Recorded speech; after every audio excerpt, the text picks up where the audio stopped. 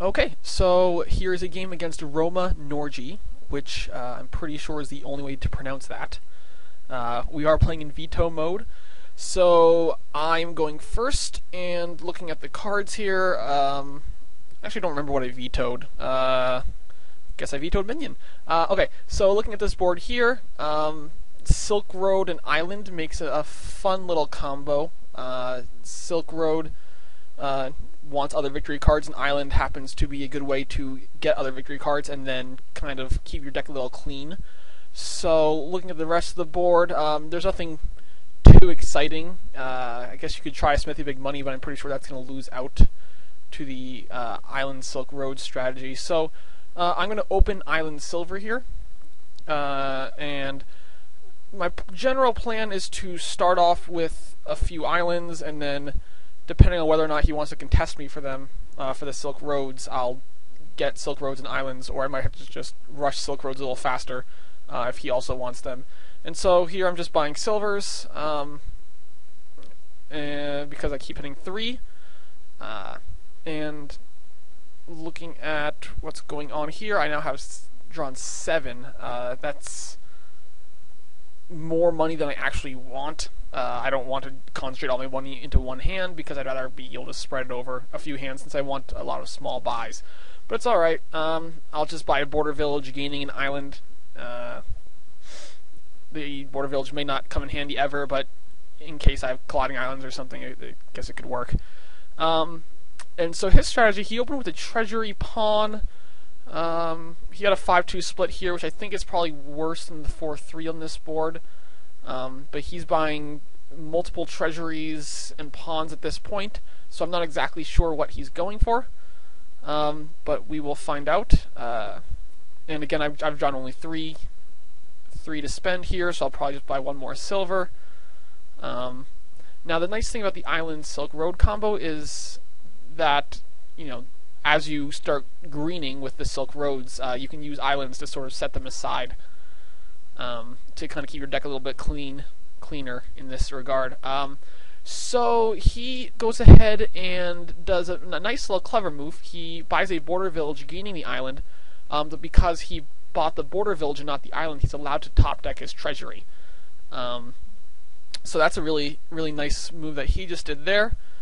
And so he'll, as long as he can buy border villages, he can sort of keep his treasuries on top while still buying these islands and Silk Roads, which seems to be what he's going for at this point. You see he's using border villages to gain up islands. So I'm not sure if that was his original plan or if he switched to it after he saw what I was doing. But, it's certainly a good move, and those pawns could come in very handy because of the plus buy. So we'll see how that works out. And I buy one more island here. So at some point I need to start thinking about grabbing some Silk Roads, because that's going to be where the bulk of my points come from in this game. So he buys another island, and with 5... I'm sorry, he plays the island and sets aside the estate, and with 5 he buys... So he has the 2 treasuries in play. Okay, so he didn't want to lose his treasuries on top of his deck, so he just buys a Royal Seal. And so I will play my border village, 6, border village gaining a Silk Road. Now I have an island and 6 to spend here. And again, he's playing his treasuries, and here I believe he buys another border village gaining a Silk Road.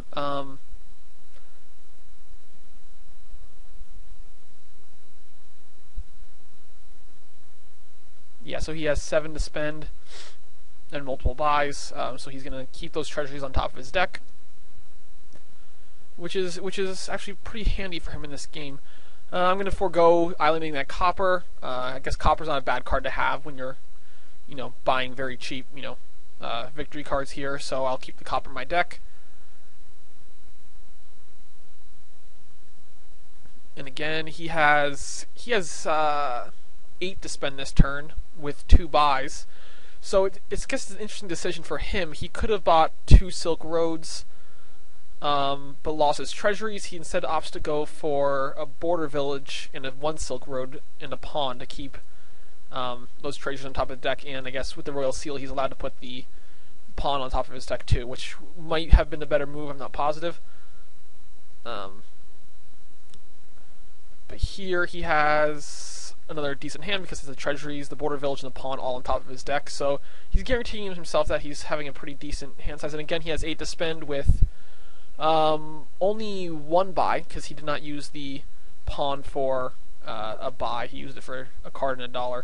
So there are still 2 Silk Roads left here, and I will grab one of them. And so I've just got my 4th Silk Road, and I have a small lead at this point. And he has multiple pawns, and now he has multiple buys. So we'll see what he does in this situation. He has 8 and 2 buys again. So let's see what he opts to do. He could try to keep his treasuries on top, or he could get a Silk Road and an island. Right now I have 3 islands and he has 2, I believe, unless I miscounted.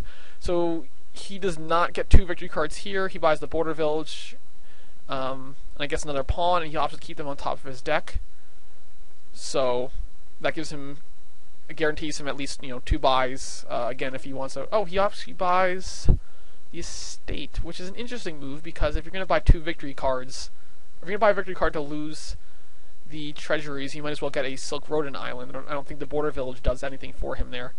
And so at this point, I have a small lead, and there's only 2 islands left in the deck. So looking at the score, if I buy that penultimate island, he cannot win the game with an island. So I'm going to go ahead and buy that island and hope to draw 4 coins and be able to end it on this turn, since he cannot possibly win right here.